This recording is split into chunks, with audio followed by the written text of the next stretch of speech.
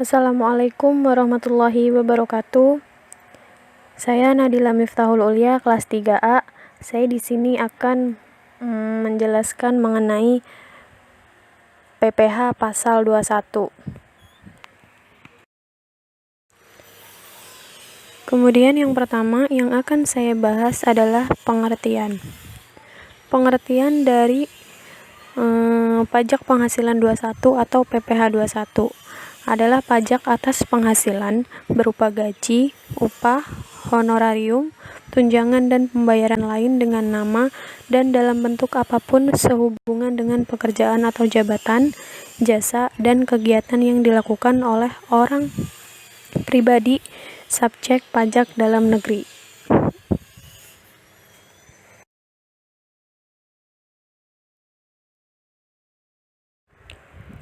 Kemudian tarif PPH pasal 21.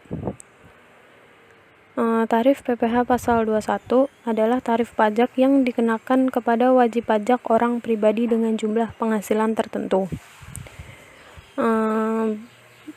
Berikut tarif PPH 21 yang berlaku bagi wajib pajak yang memiliki nomor pokok wajib pajak atau NPWP. Yang pertama, wajib pajak dengan penghasilan tahunan sampai dengan 50 juta adalah 5%. Yang kedua, wajib pajak dengan penghasilan tahunan di atas 50 juta sampai dengan 250 juta adalah 15%. Yang ketiga, wajib pajak dengan penghasilan tahunan di atas 250 juta sampai dengan 500 juta adalah 25%. Yang keempat, wajib pajak dengan penghasilan tahunan di atas 500 juta adalah 30%. Dan yang kelima, untuk wajib pajak yang tidak memiliki NPWP dikenai tarif 20% lebih tinggi dari mereka yang memiliki NPWP. Selanjutnya ada contoh kasusnya. Di sini saya akan menjelaskan kasus perhitungan PPH pasal 21 bagi pegawai tetap yang dibayar dengan uang asing. Kasusnya, Neil MC Leary adalah seorang pegawai tetap memperoleh gaji bulan Januari 2016 dalam mata uang asing sebesar 2.000 US dollar sebulan.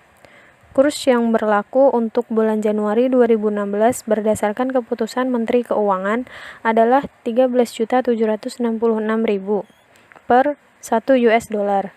Neil MC Leary berstatus menikah dengan 1 anak. Oke, di sini ada penyelesaiannya. Yang pertama, di sini ada gaji sebulan Neil MC Leary adalah sejumlah 27.532.000. 27.532.000 ini berasal dari 2.000 US dollar dikali 13.766.000. Nah, 13.766.000 ini berasal dari seperti yang dikatakan di soalnya, itu per 1 US dollar adalah 13.766.000. Jadi, jika ingin mengetahui gaji sebulan Neil MC Leary adalah 2.000 US dollar dikali 13.766.000 dan hasilnya 27.532.000. Kemudian di bawahnya ada pengurangan. Itu ada biaya jabatan 5% dikali 27.532.000 sama dengan 1.376.600. Nah, 5% itu sudah asli rumusnya. Dan 27.532.000 itu dari si gaji sebulan Neil MC Leary itu. Dan hasilnya adalah 1.376.600. Dan kemudian di bawahnya ada biaya jabatan maksimal per bulan sejumlah 500.000.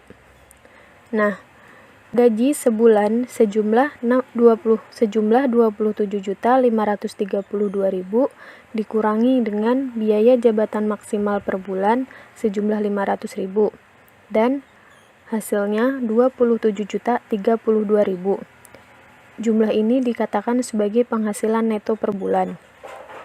Lalu berapa penghasilan neto per tahunnya?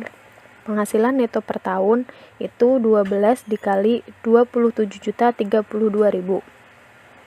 Hasilnya 324.384.000. Nah, 12-nya ini berasal dari karena itu per tahun ya. Jadi karena 1 tahun itu ada 12 bulan, jadi dikali 12. Nah, 27.032.000-nya dari hasil penghasilan neto per bulan. Kemudian di bawahnya ada PTKP setahun. Di situ ada wajib pajak sendiri itu jumlahnya 54 juta dan tambahan karena menikah ada 4.500.000. Kemudian tambahan memiliki 1 orang anak 4.500.000 dan hasil jika dijumlah totalnya 63 juta. Kemudian tadi penghasilan neto per tahun itu jumlahnya 324.384.000.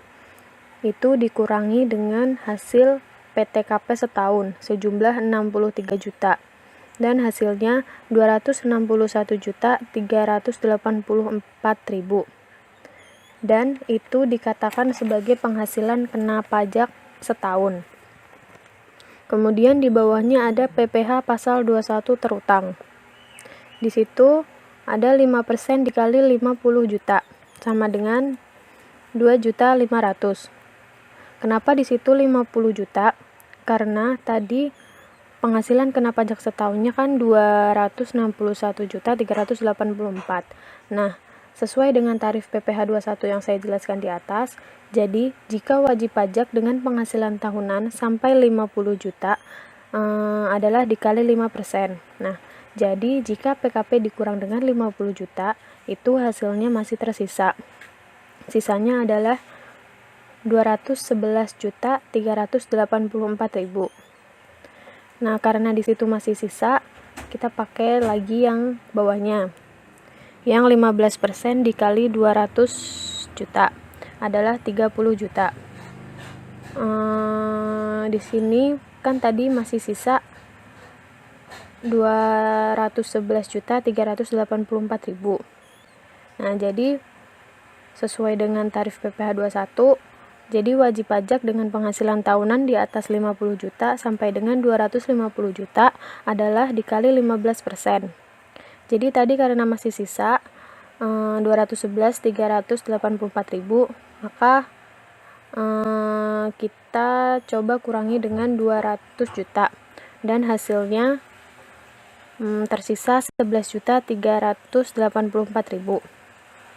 Ini sisanya sudah kurang dari 50 juta, jadi langsung dikalikan saja dengan 25 juta yang di bawahnya. 25 juta ini sisanya langsung dikalikan dengan 25%. Nah, 25% kali 11.384.000 sama dengan 2.846.000. Nah, tadi hasil penjumlahan dari PPh pasal 21 terutang dari 5%, 15%, dan 25% itu hasilnya 35.346.000. Nah, kemudian di bawahnya ada PPh pasal 21 bulan Januari.